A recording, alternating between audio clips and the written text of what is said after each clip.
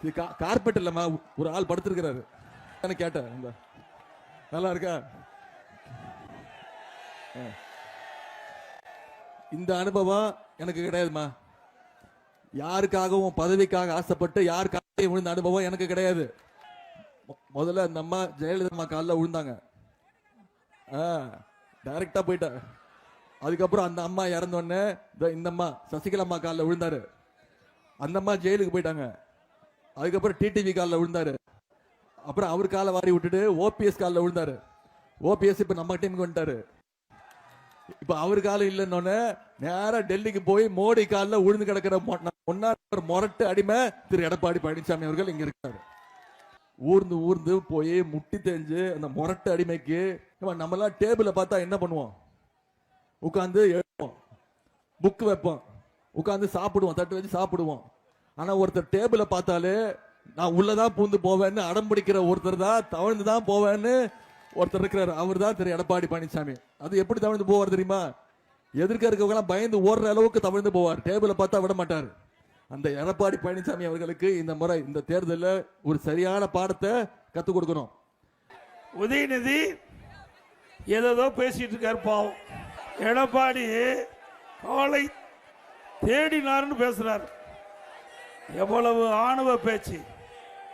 இன்றைய இடம் தமிழருடைய பண்பாடு. ஒரு பொறுப்பு கிடைக்கின்ற பொழுது ஒருவரிடம் ஆசி பெறுவது தவறா? திருமணம் வாங்குறோம், திருமணம் முடிஞ்ச உடனே பெரியவங்க காலில் ஆசி வாங்குறோம். ஒரு வேலை கிடைக்குது, வேலை கிடைத்த உடனே நம்முடைய பெரியவரிடத்துல ஆசி வாங்குறோம். இதையெல்லாம் உயர்ந்த பண்புள்ளவருக்கு தெரியும். பண்பு இல்லாத குடும்பத்தில் பிறந்தவருக்கு இப்படிப்பட்ட மரியாதை தெரியுதா? பொன்மனச்சம்பல் புரட்சி தலைவர் எம்ஜிஆர் திரைப்படத்தில் பேசி பாடல்ல பாடி இருக்காரு. பதவி வருகின்ற பொழுது பணிவு வரும் தோழா. பதவி வருகின்ற பொழுது அது தேவை. உதயநிதி அவர்கள் காலில் நடக்கல, தலையில நடக்கிறார். என்னுடைய 51 ஆண்டு கால ஆட்சியில யாரையும் தரக்குறையா பேசினது கிடையாது. ஆனால் நம்மை பற்றி தரக்குறையாக பேசினால் நாம விட மாட்டோம், தொண்டனே விட மாட்டாங்க. திரு உதயநிதி அவர்களே இன்னைக்கு இந்த நாட்டுடைய துணை முதலமைச்சர். ஆனா 2 மணிக்கு அவர் என்ன பண்றாரு? ஒரு இன்ஸ்டாகிராம்ல ரீபோஸ்ட் பண்றார். யாருடைய காலை தேடி நீங்க இன்ஸ்டாகிராம்ல ரீபோஸ்ட் போடுறீங்க? எங்களுக்கு கேட்க தெரியாதா?